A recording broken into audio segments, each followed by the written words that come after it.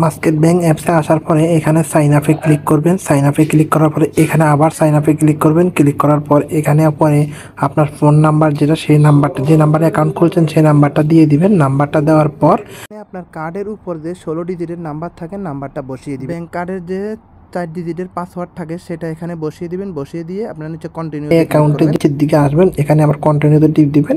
কন্টিনিউতে টিপ দেওয়ার পরে এখানে আপনার নামটা দিয়ে দিবেন, যে নামে আপনি খুলতে চান। আর সবচেয়ে যেটা গুরুত্বপূর্ণ সেটা হলো এখানে পাসওয়ার্ডটা একটা আবার দিবেন A2B6T5 লাস্টে @ দিয়ে এখানে টিকমার্কটা উঠিয়ে দিবেন।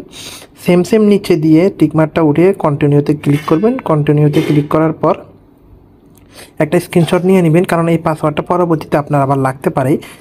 এখানে কন্টিনিউতে যখন টিপ দিয়ে দিবেন, দেওয়ার পরে এখানে দেখা গেলে ইউল হ্যাভ সাকসেসফুল, আপনার অলরেডি জায়গাতে ইউজার নেম দিয়েছেন, ইউজার নেম পাসওয়ার্ড দিয়ে এখানে লগ ইন করবেন। লগ ইন করার পর আবার টিপ দিবেন, ওকে হয়ে যাবে। ওকে স্ক্রল করে নিচের দিকে আসবেন, নিচের দিকে একদম নিচের দিকে আসার পরে এখানে এগ্রিতে টিপ দিবেন। এগ্রিতে টিপ দেওয়ার পর ইয়েস করে দিবেন। আপনার সম্পূর্ণ কাজ শেষ, আপনার কার্ড অ্যাক্টিভ হয়ে গেছে। এখন আপনি কি করতে হবে, মোবাইল ব্যাংকিং খুলতে হবে।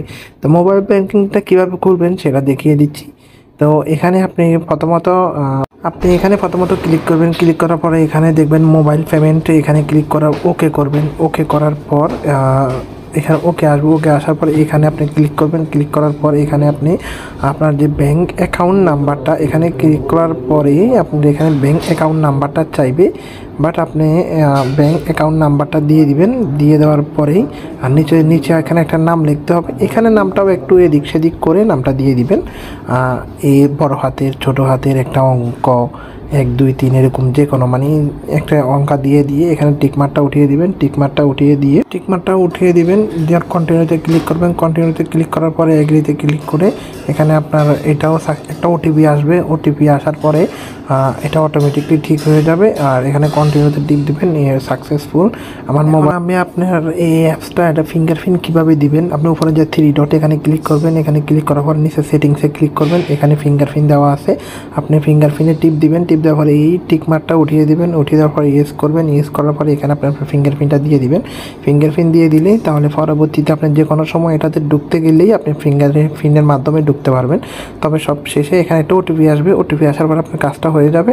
আর সবচেয়ে একটা কথা, সেটা হলো আপনার অ্যাকাউন্টে, আপনার সিমে অবশ্যই টাকা থাকতে হবে। যদি টাকা না থাকে আপনার এই ওটিপিগুলো আসবে না, তখন আপনি কাজটা কমপ্লিট করতে পারবেন না। অবশ্যই সিমে টাকা রাখিয়ে আপনি কাজগুলো করবেন। তো এরপরে দেখতেই পারতেছেন আমি এখানে আমার পাসওয়ার্ডের ক্ষেত্রে আমি যে কথাটা বলছি, A1 B2 3 মানে আপনারা আপনাদের মতো করে দিয়ে দিবেন। আপনারা আমারটা শুনে আপনারা দিতে হবে না, আপনারা আপনাদের মন মতো করে দিয়ে দিবেন। মানে এভাবে এলোমেলো সংখ্যা হলেই হবে। এখানে আমার মোবাইল ব্যাংকিং সম্পূর্ণ কাজ শেষ। আপনারা আপনাদের মতো করে সবকিছু সেট করে আমার চ্যানেলে যদি নতুন হয়ে থাকে সাবস্ক্রাইব করতে বলবেন না। আল্লাহ হাফেজ।